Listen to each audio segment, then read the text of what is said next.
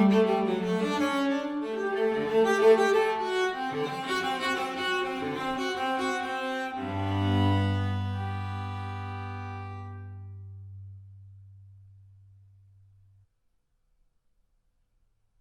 doing? Everyone's still pretty cool? It's not too bad, right? Okay. How's the sound? Is it good? Okay. Well, first off, as Mayor Oxer and Nancy have said, thank you all so much. This is my 5th year now in Shepherdstown, and I'm always amazed at the community engagement. It's deeply appreciated and never taken for granted. So we deeply appreciate your willingness to come out on an extraordinarily hot evening. We appreciate your willingness to kind of stick it through, and I think it's going to be a lively presentation. The air conditioning is on, get some cool drinks, kick back and relax, and we'll go from there. As Nancy said, I'm an associate professor of history at Shepherd University, as well as the director of the Civil War Center, and it gives me great pleasure to introduce our first speaker, who is a dear friend of mine, Travis Shaw. Travis is the public program coordinator at nearby Mosby Heritage Area. If you have not been to the area of Middleburg or Upperville, I apologize. I would encourage you to do so. It's incredible scenery, and Travis and his institution do very, very good history. Travis has over a decade's worth of experience in historic preservation, archaeology, and museum education. He's outfitted as a Virginia rifleman this evening, so he's doing double duty. He's going to present for us, which is an onerous task already, but he's going to do so in historical costume. He has worked previously at historic St. Mary's City, Mount Vernon, and Oatlands Plantation. So please join me in welcoming Travis Shaw, our first presenter this evening.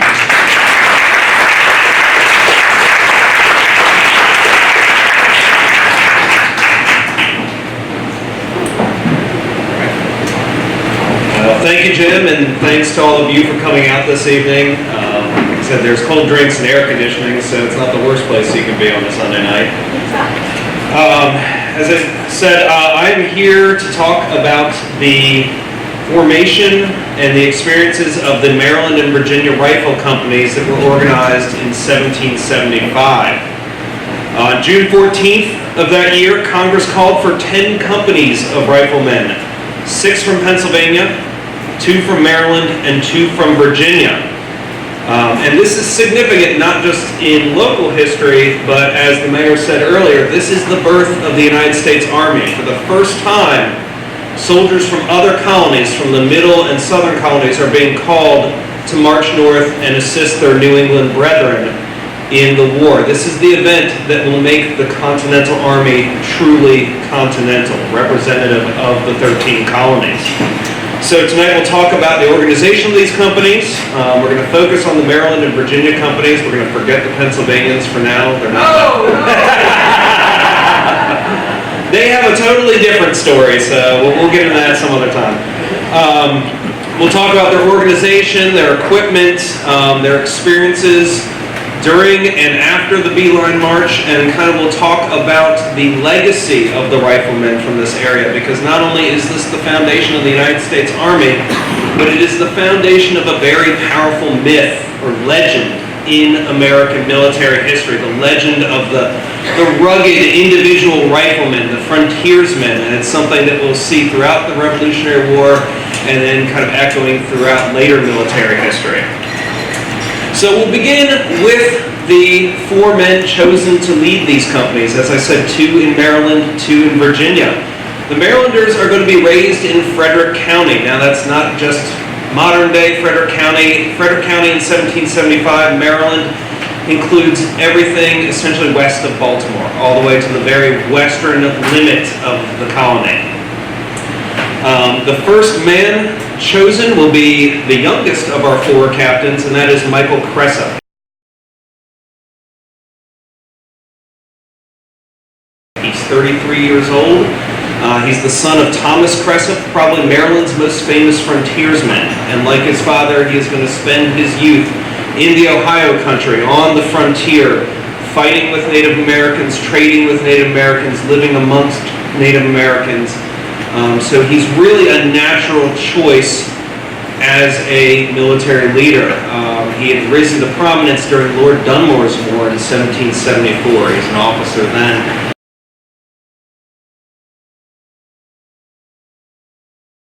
and so he will be the first chosen out of Maryland. He will be accompanied, the second company will be commanded by a man named Thomas Price. Price does not necessarily have the military experience that Cressup has. He did serve as an officer in the French and Indian War, but he is mostly chosen for his political connections. He's a member of the Committee of Safety.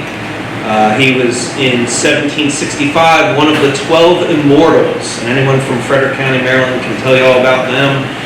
They were 12 justices who repudiated the Stamp Act in 1765. So he's got the political connections. He's a well-to-do planter. He will lead the 2nd Maryland Company. And both of those companies are going to start mustering in Frederick on June 21st of 1775. Now we'll get to the Virginians, since that's what everyone's here to hear about. We have Daniel Morgan.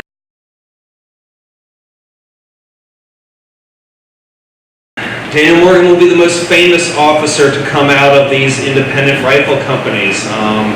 That we're probably all familiar with his role as a general during the Revolutionary War. But he is going to enter service in 1775 as a captain of one of these independent companies. He's 38 years old at the time, and like Price and like Cressup, he does have military experience. He's fought during the French and Indian War, first as a wagoner with General Braddock's expedition to Pennsylvania, and later on as a provincial officer. And last but certainly not least is our hometown hero, Hugh Stevenson. Now, unfortunately, not as much has been written or recorded about Stevenson as the other 3 officers. The details surrounding him are a little more sketchy. He was probably born in 1735. He was born in Virginia, that we do know. And we also know that he has military experience. He fought in the French and Indian War and in Dunmore's War. So we have our 4 kind of central actors in this military expedition. Now, Morgan's company and Stevenson's company are going to begin to muster a day after the Marylanders.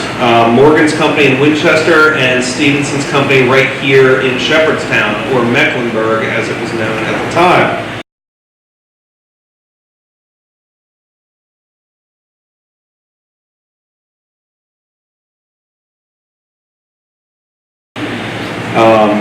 Now, one of the things that will delay this expedition is the equipping of the men.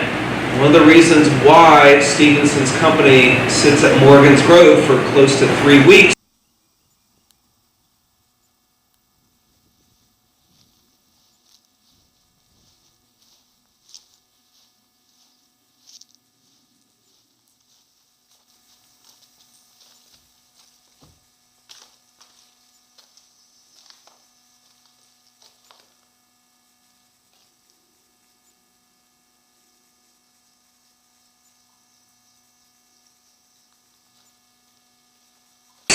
is that firearms ownership is not universal, even out here on the frontier. And they're going to have to wait for weapons to be produced. And they're going to be produced right here in town at the Sheets Gun Shop, or as we know it today, the Chinese restaurant right on the main street of town. So all 4 of the companies are going to take several weeks to equip themselves and arm themselves. And while I'm here, I'll speak a little bit about the arms, because that is the thing that is going to set these riflemen apart. The riflemen are, not surprisingly, going to carry flintlock rifles. And rifling, for those of us who aren't as familiar with firearms, simply means that inside the barrel there are grooves cut into the interior. That imparts a spin on the bullet as it's fired, and that gives you greater accuracy. Think of a football player tossing a spiral pass down the field. Whereas a smoothbore musket, like these guys have, is capable of throwing a projectile 200 yards or more. The accuracy of one of those smoothbores is going to drop off considerably after about 150 yards. With a rifle, on the other hand, you're able to achieve accurate fire at 250, 300, 350 yards. I do like to point out this is not a new technology in the 1770s. Rifling has been around since the 1500s. And it's typically associated with Central Europe, the Germanic people.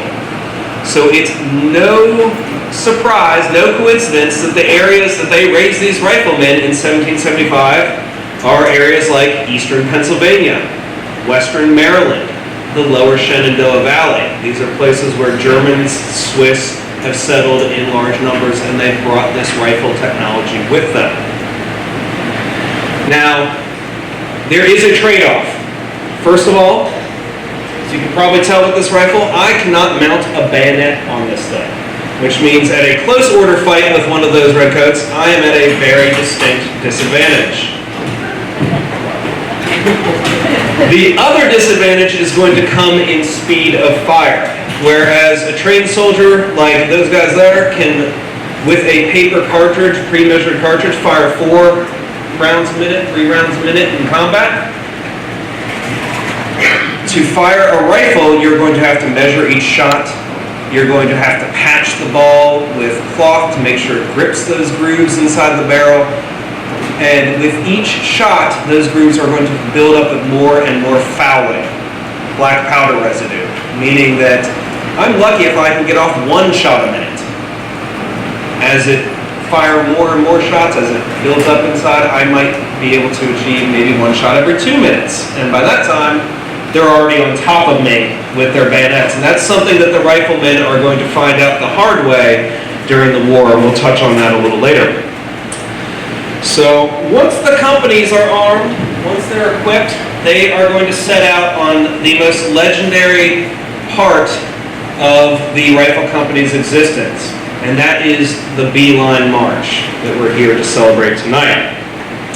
The Beeline March is this general term we use to describe the journey of these 4 companies to Washington's army in Cambridge. Now, for each of these companies, it's a journey of 550 to 600 miles to get to Washington's army. Now, Morgan is going to be the first company to leave. He's going to leave Winchester on July 14th. Now, according to legend, he and Stevenson had worked out that they were going to march together, and then he never told Stevenson that he was leaving. So he gets a few days head start on the Shepherdstown boys. And he is going to be the first to arrive in Cambridge. He arrives August 6th. He makes it in 23 days. So we're talking about an average of 25 miles per day during this march. Now, Hugh Stevenson is not thrilled about this, and so he will endeavor to catch up and surpass Morgan during the march. He leaves Shepherdstown July 17th. They cross the Potomac River and head towards Sharpsburg. And one of the great things about Stevenson's company is the best account of the march itself is going to come from one of the soldiers in his company, a man named Henry Bedinger. Henry Bedinger leaves a journal, and he describes the exact path that they take. So it's a path we can recreate today. He talks about marching to Frederick, to York, and Hanover, Pennsylvania. When they enter Lancaster, Pennsylvania, they paint themselves up like Indians and coming into town whooping at the top of their lungs. And that's something that's going to occur over and over again as these riflemen arrive, particularly as they arrive in the more kind of settled places on the East Coast. They are really going to play up the fact that they're frontiersmen. They're going to paint themselves up. They're going to be wearing Indian clothing. They're going to put on shooting demonstrations for the crowds. So this is going to occur day in and day in as they're marching north towards Cambridge. Now, as I said, the Stevenson's company leaves on the 17th of July. They're going to take 25 days to reach Cambridge. So they're a little behind Morgan's men. They arrive on the 11th of August. The Marylanders have a little bit shorter to go. They make it in 22 days. So out of the 4 companies, the 2 Maryland companies make that march in the shortest amount of time. But what I think is truly remarkable about all this is that all 4 of those companies are able to do it in about 3 weeks. I mean, if you can imagine 25 to 30 miles a day on 18th century roads, day in and day out for 3 weeks straight. It's an absolutely remarkable feat of logistics.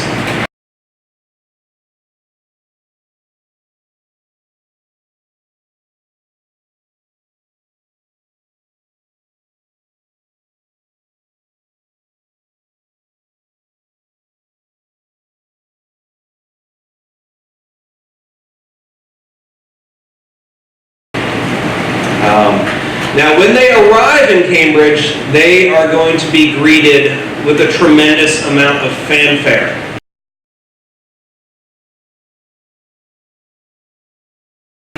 We're not talking about a huge number of men, we're only talking about a few hundred men. But, again, there's this psychological edge that they bring to the Continental Army. As I said, from this point on, it is truly a Continental Army. James Warren wrote to John Adams on August 9th as he watched these companies arrive. He says, 4 captains and a subaltern were killed at the beginning of last week. He's talking about British officers. Chiefly by the riflemen. And I am persuaded they will do great execution. There was one company of them here last week. On Sunday, a very fine company came in from Virginia. And this town, 3 companies more are expected this morning. So he's talking about those 2 Maryland companies and Stevenson's company. He says, I never saw finer fellows. Another eyewitness said these men are remarkable for the accuracy of their aim, striking a mark with certainty at 200 yards distance. And then there's a possibly apocryphal story of Washington putting on a demonstration for the Army. And he has these men hitting that 7-inch target at 200 yards.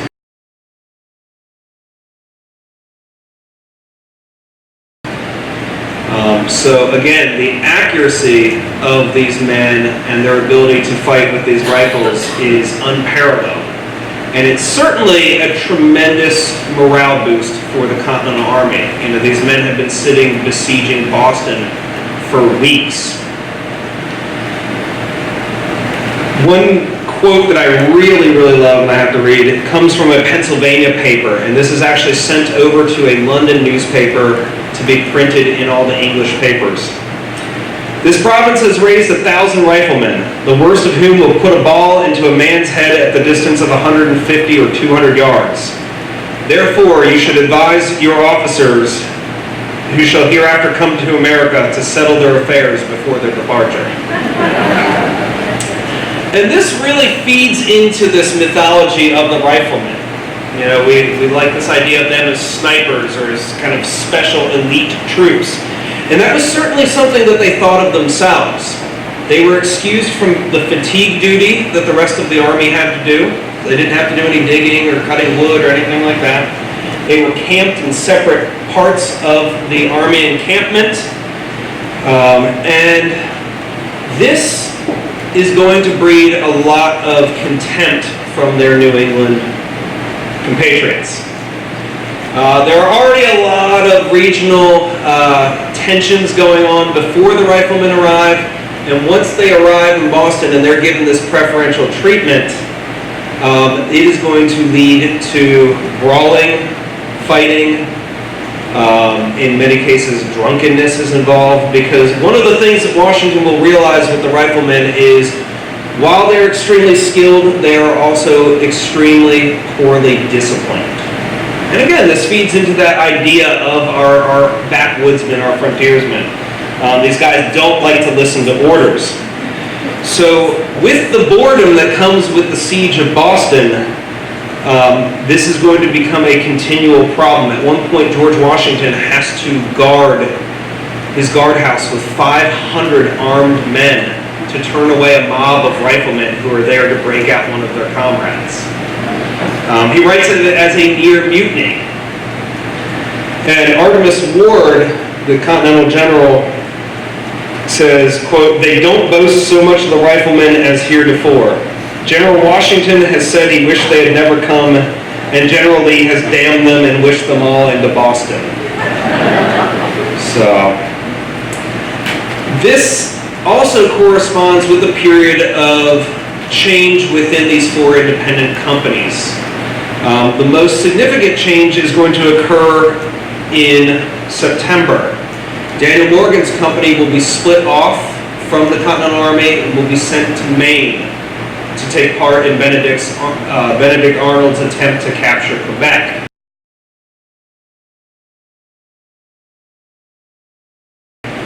And Morgan and many of his men will be captured in that failed attempt.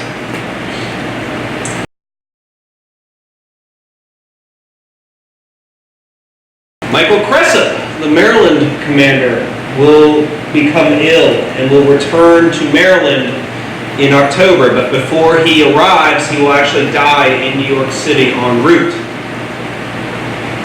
The other Maryland commander, Captain Price, will be promoted to the command of the newly raised 2nd Maryland Infantry.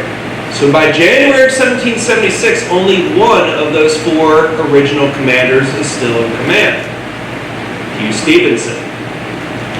And Hugh Stevenson will be left in June of 1776 when the year enlistments expire on all of these companies. Now, those companies, the officers of these companies, most of them will re-enlist. Many of the men will re-enlist. And they, along with some new recruits, will form what is known as the Maryland and Virginia Rifle Regiment. Now, we're not talking about 4 independent companies. We're talking about a full regiment of riflemen. And Hugh Stevenson, as the senior rifle commander on the scene, will take command of that regiment. Now, somewhat luckily for him, he will die of disease in August of 1776. And I say luckily because the Maryland and Virginia Rifle Regiment will suffer cruelly in the fighting around New York City in the summer and fall of 1776. The regiment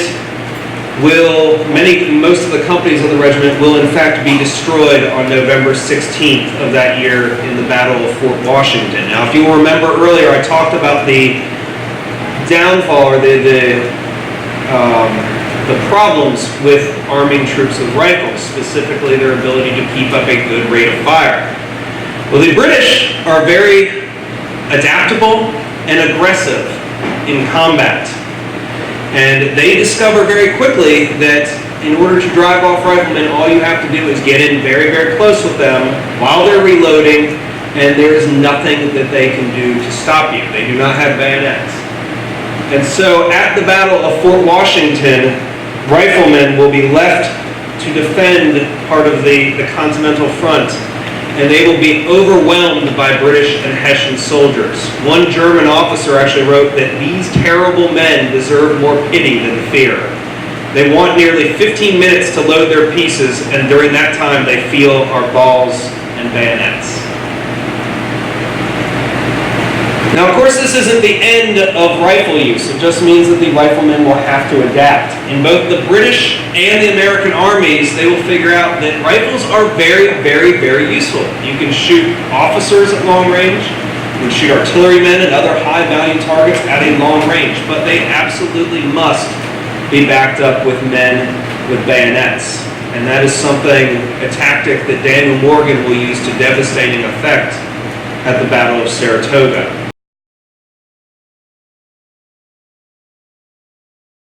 As his men are shooting British officers and British artillerymen at long distances, they will rely on the bayonets of Henry Dearborn's light infantry to protect them from British infantry at close range. Now, bringing this all back around, I talked about this myth of the rifleman. And there is a great deal of truth to it. As I said, the Beeline March is one of the most amazing accomplishments of the Continental Army during the war. Daniel Morgan and his men fighting at the Battle of Saratoga, they turn the tide of that battle, which arguably turns the tide of the entire war. And from this, we get these kind of pop culture figures that stay with us through the 18th, 19th centuries into the 20th century. We all read, the Leatherstocking Tales, or anyone who's seen The Patriot, Mel Gibson's character in that. And this is kind of a trope that appears over and over again in American pop culture when we think about the Revolutionary War, or we think about early American history. It even carries on to the 20th and 21st century. Alvin York, the great hero of World War I.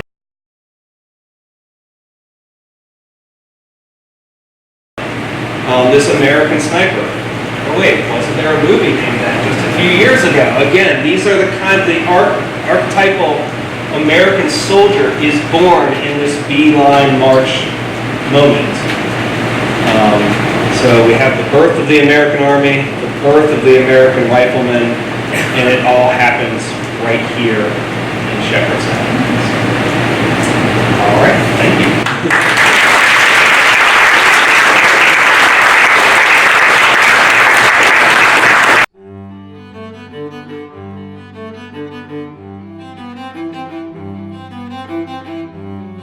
Thank you.